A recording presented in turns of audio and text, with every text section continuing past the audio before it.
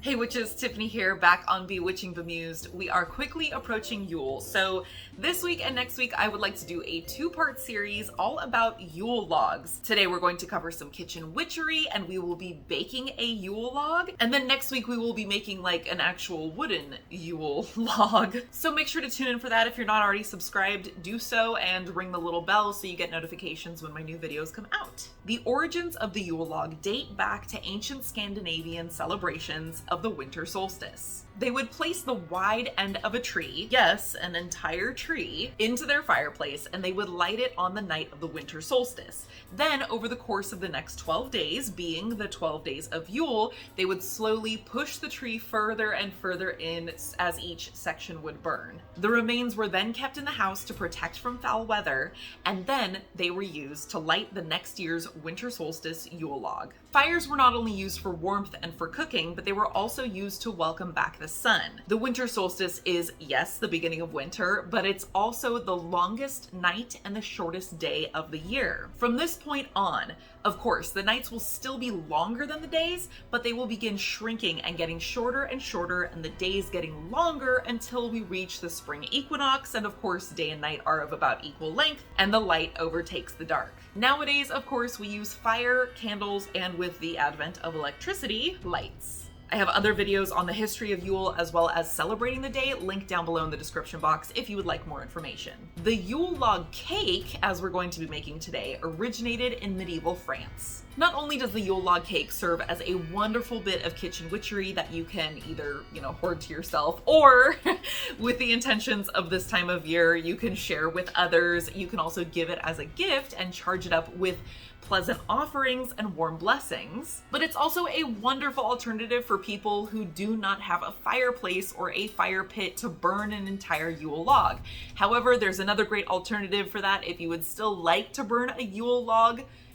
We'll get to it next week though. One thing I want you guys to remember to do during this recipe, because it is kitchen witchery, and also I don't want to keep reminding you and interrupting myself and, bugging you with repetitions of the same information, but continuously make sure to charge your ingredients and charge your cake basically every step of the way with your intentions. That way you'll be blessing yourself and anybody else who partakes in this cake with goodwill, luck, protection, and blessings of everlasting life and the return of the sun. One bonus about this cake also is that it is naturally gluten-free, but unfortunately it's not vegan, just giving you a heads up now. First, we're going to bake the actual cake. You'll need 6 egg whites at room temperature, 3/4 cup granulated sugar, 6 egg yolks, a 1/3 cup unsweetened cocoa, 1 teaspoon vanilla extract, a pinch of salt, and powdered sugar. Preheat your oven to 375 degrees Fahrenheit and lightly grease a jelly roll pan. This is any pan that is 15 by 10 inches and 1 inch deep. Line it with either parchment paper or tinfoil. I personally prefer tinfoil. I feel like you can get it into the corners of the pan much easier. And then grease the paper as well. I prefer using just regular butter. In a large bowl, beat your egg whites at a high speed until peaks form when the whisks are pulled out.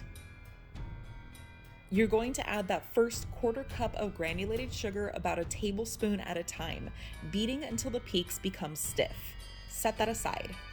In a separate bowl, beat the egg yolks and then add the remaining 1/2 cup of granulated sugar a tablespoon at a time until the mixture thickens. At a low speed, beat in your cocoa powder, vanilla extract, and salt. Once this is well mixed, you are going to fold the cocoa and yolk mixture into the egg white mixture with a spatula just until there are no longer any visible egg whites. Spread this evenly into your pan and bake for 15 minutes or until the surface springs back when gently pressed.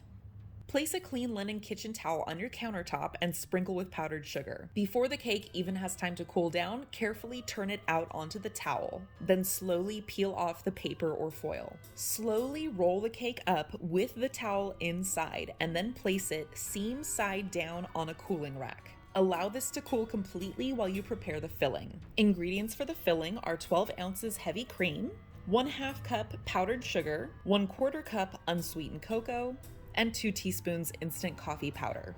Add all these ingredients to a bowl and beat until thick. Allow it to chill in the refrigerator until your cake has completely cooled. Once that has happened, unroll it. Spread the filling over the cake, leaving about 1 inch bare on each edge. This will allow room for the filling to spread when you roll it without oozing out the sides. Now roll the cake again without the cloth this time.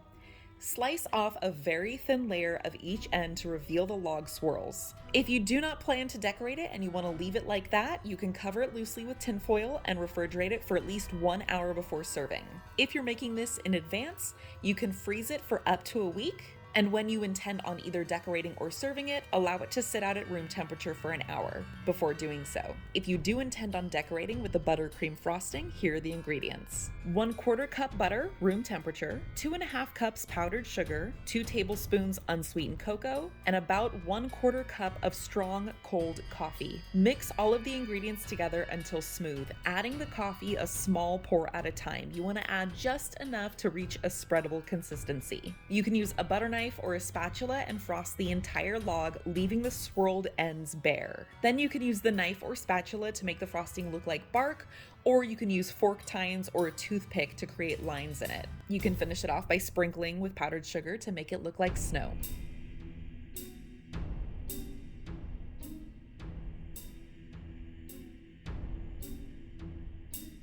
I hope this bit of kitchen witchery is going to bring many blessings to your home and to yourself and your loved ones. Once again, make sure to tune in next week to create a Yule log that you can either burn in the fireplace or use as a centerpiece, or both. And for more information on the history of Yule, correspondences for the day, and ways to celebrate, you can check out these 2 videos over here.